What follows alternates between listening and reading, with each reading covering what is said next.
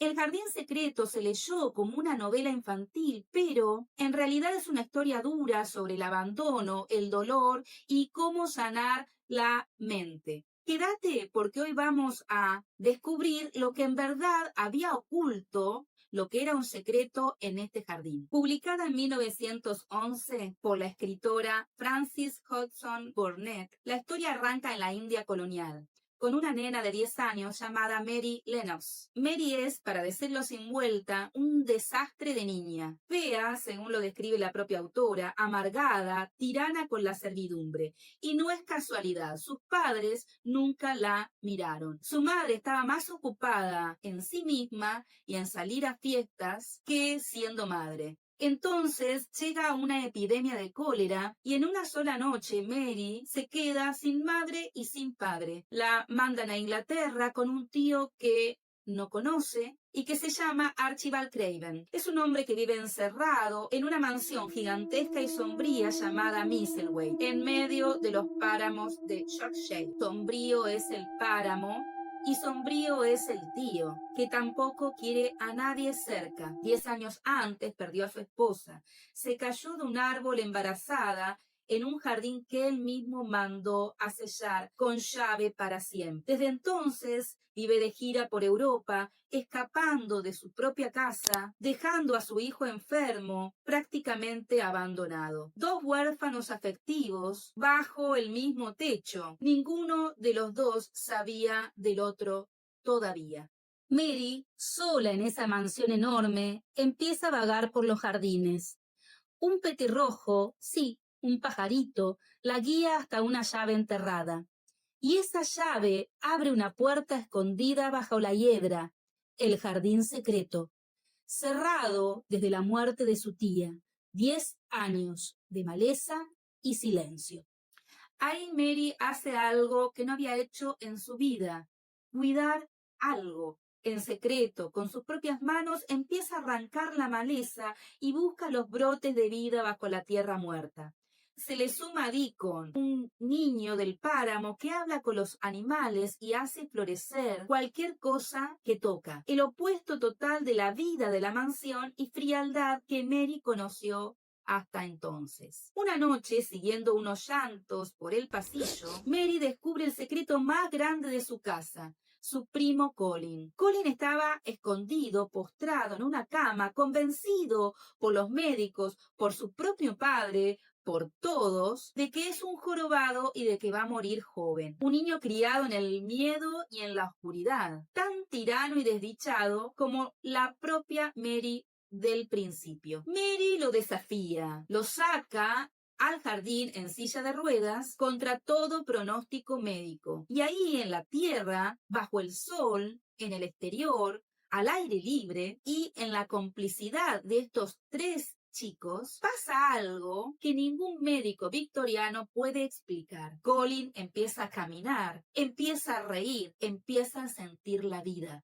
Hacia el final, Archibald, su padre, en Europa, sueña que se le aparece su mujer en el jardín y lo llama. Vuelve a Misselthwaite convencido de que va a encontrar más dolor, pero se encuentra a su hijo sano, corriendo hacia sus brazos, en medio del jardín que él mismo había condenado a muerte y que ahora desborda en vida. Pues bien, ahora empecemos a contar el proceso creativo detrás de esta novela. Frances Hodgson Burnett nació en Inglaterra en 1849. Tuvo una infancia cómoda hasta que muere su padre alrededor de sus 4 años y la familia necesita emigrar a Estados Unidos. La familia entra en picada económica y se va a vivir a una cabaña de troncos en Tennessee, prácticamente pasando hambre en plena guerra civil norteamericana. A los 18 años, Frances empieza a escribir para sobrevivir y resultó que lo hizo tan bien que se convirtió en una de las escritoras mejores pagadas de su época. Se casó, tuvo 2 hijos, Lionel y Vivian, y acá va el dato que empieza a cambiarnos el presente de esta historia. Mientras su marido estudiaba medicina, Frances era el sostén económico de su familia. Para ello debía ir a giras, tener viajes, meses enteros fuera y lejos de sus hijos, persiguiendo sueños, contratos y lectores. Estando en París por trabajo, le llega la noticia. Su hijo Lionel, el mayor, está gravemente enfermo de tuberculosis. Y Francis regresa a todo lo que da, lo lleva a los mejores balnearios de Europa, hace todo lo que una madre puede hacer, pero no alcanza. Y Lionel muere en 1890 a la edad de 16 años. Francis replicó sus angustias 20 años después con El Jardín Secreto. No es casualidad, hay preguntas que se vinculan con interrogantes existenciales y profundos sobre la enfermedad y la muerte. ¿Qué es la enfermedad? ¿Qué es estar sanos? ¿La medicina tradicional cura realmente? ¿Cómo se atraviesa un duelo? ¿Cómo se carga con la culpa? ¿Hay redención? Entonces podemos especular, podemos imaginar y entender que en la novela hay dos tipos de maternidades. Por un lado están las madres y los padres ausentes. La madre biológica de Mary, que la ignora por completo. Y Archibald Craven cumple exactamente el mismo rol. El padre que no puede mirar a su hijo porque mirarlo recuerda a su propio dolor. Entonces prefiere huir. Estos personajes no son villanos y no estamos hablando de un maltrato a través del golpe. Son padres que están ausentes y es esa ausencia además la que produce niños, niñas feos, enfermos, débiles, ariscos, tiranos. Mary y Colin son el resultado de no haber sido amados y cuidados. Por otro lado, aparece Susan Sowerby, la madre de Deacon, que ni siquiera tiene un rol protagónico, pero está muy presente. Es la brújula moral del libro, un personaje que sale muy poco de su casa humilde, pero que se la describe como un ser cálido, práctico y que está muy presente. Es la madre que sí mira a sus hijos y los acompaña. Y no es casualidad que sean justamente sus hijos, es decir, Marta y Deacon, los únicos personajes del libro que se presentan como hijos sanos, alegres y en conexión total con la naturaleza. Me supongo entonces que Francis estaba escribiendo sobre sí misma partida en dos. La madre ausente que escribía estos libros tan famosos, que realizaba giras en Europa, mientras su hijo se apagaba con tuberculosis, en contraposición a la madre que ella hubiese querido ser, la que se queda, la que mira, la que cuida con sus propias manos, como Susan Sowerby. Esta es una interpretación en la que Francis no se puso del lado de una ni de otra tajantemente, pero sí se puso del lado de los personajes que fallan porque necesitaba confesar algo. Y también se puso del lado de los personajes que sostienen porque necesitaba imaginar que todavía había una versión de ella que podía hacerlo bien. Ahora vamos a ir al símbolo que aparece en esta novela, que es el jardín secreto. El jardín de Misselthwaite fue un lugar donde murió la tía de Mary. Está encerrado con llave, tapado por 10 años de maleza, con una herida que nadie quiere volver a tocar. Hasta ahí solo es un jardín, un espacio de dolor, triste. Pero fijémonos que cuando Mary entra, no es un lugar que parezca un cementerio. Encuentra que bajo la maleza la vida sigue estando ahí, esperando. Los bulbos seguían vivos bajo la tierra, las rosas seguían prendidas a los muros. La muerte en este jardín solo es una apariencia. El jardín va a funcionar como un útero, como una madre sustituta hecha de tierra, un lugar matricial, donde la madre biológica de Mary falló o donde la madre de Colin murió. La naturaleza misma toma el lugar vacío y empieza a nutrir. Este jardín está cerrado, es secreto. Solo se entra con una llave escondida bajo tierra, como el inconsciente, como esa parte de nosotros que guardamos bajo llave después de un dolor demasiado grande para mirarlo de frente. Cuando Mary y Colin empiezan a desmalezar ese jardín con sus propias manos, no solamente están haciendo jardinería, están sin saberlo limpiando su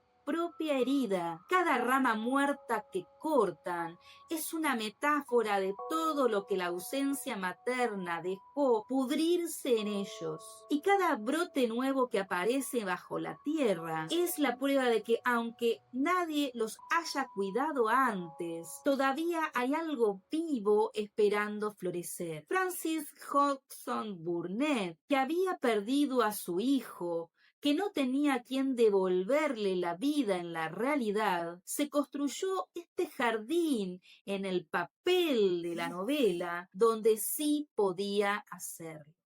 Mary y Colin no están participando de una historia de aventuras. Tienen los dos la misma herida repetida. Son el niño interno de Francis. Pensémoslo así. Ambos son criados en el abandono. Ambos se vuelven ácidos, caprichosos, difíciles de querer, precisamente porque nadie los quiso primero. Ambos están literalmente encerrados, Mary en su soledad, Colin en un cuarto, convencidos de que están enfermos, heridos, de que van a morir o a quedarse solos para siempre. Esta coincidencia narrativa podríamos pensar que es el retrato de esa autora, que se ha quedado encerrada, convencida de que no merecía sanar. Y por eso el final es tan interesante. Los chicos no solamente se curan, es que alguien entra al cuarto oscuro, toma al niño de la mano y lo saca a la luz. Ese gesto, ese movimiento de Mary tomando a Colin y sacándola al jardín contra todas las expectativas de los adultos, es exactamente lo que Francis no pudo hacer a tiempo con su hijo. Y es exactamente lo que sí podía hacer después de 20 años con su niña interna.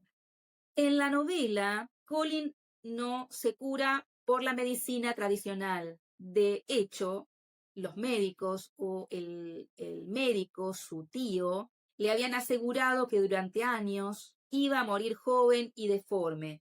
Y ese diagnóstico funcionaba casi como una condena que lo mantenía encerrado y paralizado. Lo que lo cura es algo que en el libro se llama la magia. Estar afuera, tocar la tierra, tener personas que crean desde la vida. Francis Hodgson Burnett acopió para sí ideas de un movimiento espiritual que estaba muy en boga en su época, que se llamaba el Nuevo Pensamiento, y sostenía que la mente y las creencias podían enfermar o sanar el cuerpo. Para ella, encerrar a un chico en un cuarto oscuro, convencido de su propia muerte, era matarlo de a poco y sacarlo a la luz, dejarlo creer que podía vivir, era el verdadero tratamiento. No hace falta compartir esta creencia para entender lo que Francis estaba diciendo en el fondo, que la culpa y el miedo encierran y que el amor y la luz sanan. Así de simple, pero también así de difícil.